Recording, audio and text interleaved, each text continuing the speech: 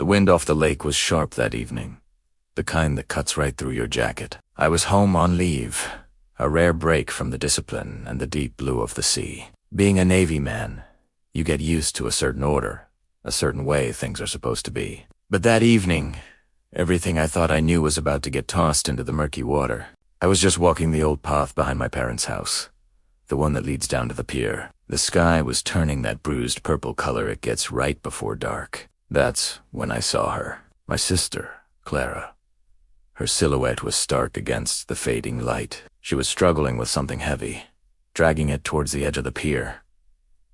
A suitcase, a big, old, battered one. My first thought was that she was just clearing out junk from the attic. But the way she moved, it was furtive, desperate. She kept glancing over her shoulder, her breath coming in ragged puffs. I could almost hear from where I stood, hidden by the willows. With a final, agonizing heave, she pushed it. The suitcase hit the water with a heavy, sickening splash that echoed in the sudden quiet. Then it was gone, swallowed by the dark lake. Clara just stood there for a moment, her shoulders shaking, before she turned and ran back towards the house. I didn't call out. Something held me back. The Navy teaches you to observe before you act, to assess a situation. And the situation felt wrong, deeply wrong. I waited until her footsteps faded. Then I walked to the edge of the pier, my boots echoing on the weathered planks. I stared at the spot where the suitcase had vanished, ripples still faintly spreading out. What could be so terrible that she'd throw it in the lake like that? For 2 days, I said nothing. I watched her. She was a ghost in her own home. She barely ate, jumped at every sound. And her eyes were hollow, filled with a fear I'd only ever seen in young recruits during their first real storm at sea. She'd been so vibrant, always laughing. Now, the silence around her was deafening. I tried talking to her, asking if everything was okay. She'd just nod, force a smile that didn't reach her eyes, and change the subject. The gnawing curiosity turned into a heavy dread. I'm trained to deal with threats, to face things head-on. This secrecy, this silent suffering, it was a poison, and it was killing me to watch. On the 3rd night, I couldn't take it anymore. Primera de? To know. I borrowed a friend's small fishing boat and some diving gear. It felt absurd, like something out of a cheap spy movie. I motored out to the spot under the cover of darkness, the moon just a sliver in the sky. The water was cold, soaking so. As I descended, my flashlight beam cut through the murk. The bottom of the lake was a graveyard of lost things. Old tires, bottles, a rusted bicycle frame. And then I saw it.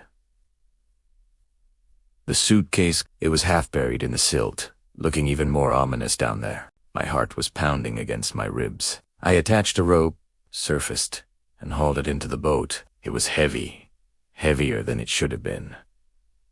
The locks were rusted shut, bike on shore hidden in the old boathouse. I took a crowbar to it. It took a few tries, the metal groaning in protests before the lid finally sprang open with a creak. My flashlight beam fell inside, and for a second I couldn't process what I was seeing. It wasn't money. It wasn't anything illegal, not in the way I'd imagined. The suitcase was filled with memories. Her memories. There were stacks of letters, tied in ribbons, from a man I'd never heard of. There were photographs of them together, laughing, traveling to places she'd never mentioned. There was a dried flower, a concert ticket, a small, hand-carved wooden bird, and underneath it all, a small, leather-bound journal. My hands trembled as I opened it. Her familiar handwriting filled the pages. It was a love story, a beautiful, secret love story that had spanned years. The man, his name was Daniel, was an artist. They met, they fell in love, they planned a future. His letters were full of poetry and dreams. Her journal was full of hope. But then the tone changed. The last few entries were frantic, filled with pain. Daniel had gotten sick, a sudden, aggressive illness. The last entry was just a few weeks old. It described his final days, her holding his hand, the unbearable emptiness of the world without him. The final sentence was almost illegible, blurred by what I knew were tears. I can't look at these things anymore. It hurts too much. I have to let him go. I have to sink the memories, or I'll drown with them. It all clicked into place. Her silence, her sadness, her desperate act at the pier. It wasn't a crime she was hiding. It was a heartbreak so profound she thought the only way to survive was to erase it completely, to physically cast it away. She was trying to perform a burial at sea for a love she couldn't bear to remember and couldn't stand to forget. I sat there in the damp boathouse for what felt like hours. The story of my sister's secret life spread out before me. I carefully put everything back inside the suitcase, except for one small photograph of her and Daniel, both of them beaming with pure happiness. I slipped it into my pocket. The next morning, I found her sitting on the porch swing, staring at nothing.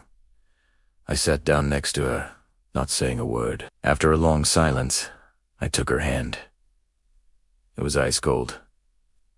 "Clara," I said softly, "you don't have to drown with the memories." Her head snapped up, her eyes wide with shock and fear. "It's okay to grieve," I continued, my voice steady. "It's okay to hurt, but you don't have to do it alone, and you don't have to throw away the beautiful parts just because the ending was sad."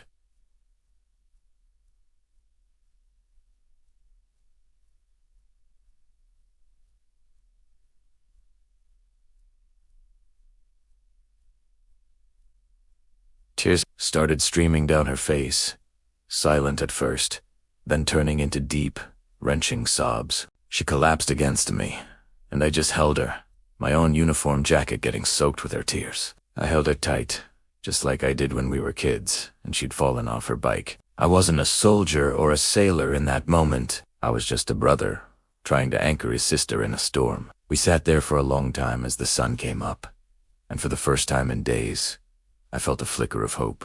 The memories were safe, and maybe, just maybe, so was she. If this story resonated with you, if you've ever felt the weight of a memory, please subscribe to the channel and give this video a like. And I'd love to read your thoughts in the comments. What would you have done? Your stories matter. Thank you for listening.